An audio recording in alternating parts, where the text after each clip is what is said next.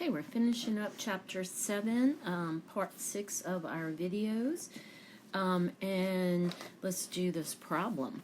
While a boat is being towed at a speed of 20 meters per second, so we know our speed is 20 meters per second, the tension in the tow line is 6 kilonewtons. So our force is 6 kilonewtons. What's the power supplied by that tow line? Well, if you remember, tension is a force. So a kilonewton, just like a kilogram, in that 1 kilonewton is 1,000 newtons. So it's just the prefix of kilo. Doesn't matter if it's kilograms, kilonewtons, kilometers. It's that prefix that you're looking for when you convert. So that's going to equal 6 times 10 to the 3 newtons.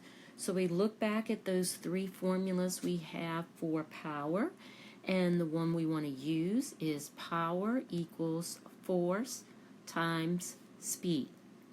So therefore our force is 6 times 10 to the 3 newtons, and our speed is 20 meters per second.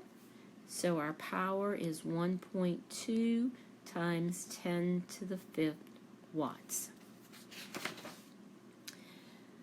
Okay, now we get our electric energy from Entergy, our power company down here. Power is not an amount of energy.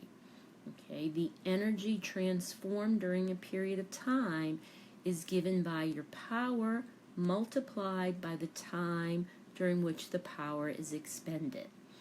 So on your electric bill, you're going to see a bill for the amount of energy that you use, not the rate of consumption. The commercial unit is a kilowatt hour, abbreviated K with a capital W and a lowercase h. There's two ways that we could calculate the cost of our power. We can take the price per unit energy times the energy used. We could take the price per unit energy times the power times the time. Okay, let's look at a couple problems.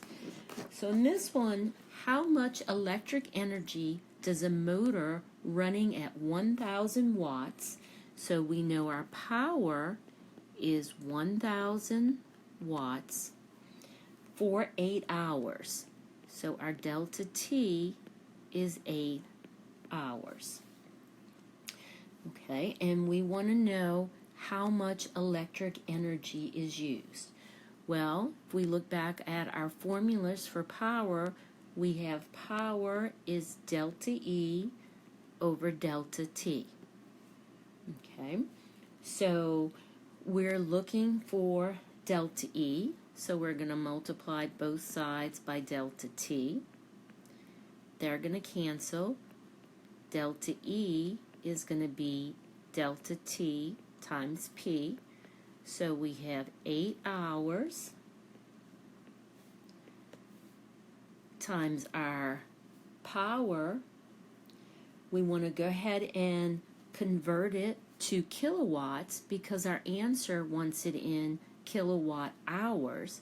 So in order to do that, we know in 1 kilowatt we have 1,000 watts. So we have 1 kilowatt. So we're going to multiply that by 1 kilowatt, and then our answer is going to be 8 kilowatt hours. That's going to be our electric energy. Okay, now this next one, how much energy is required to leave a 75 watt yard light? So our power is 75 watts, and our time is 8 hours. Here again, you're asked to give your answer in kilowatt hours, so we're going to convert this to kilowatts. So 1 kilowatt equals 1,000 watts. That's going to be 0.075 kilowatts. So we remember, just like our previous problem, power is delta E over delta T.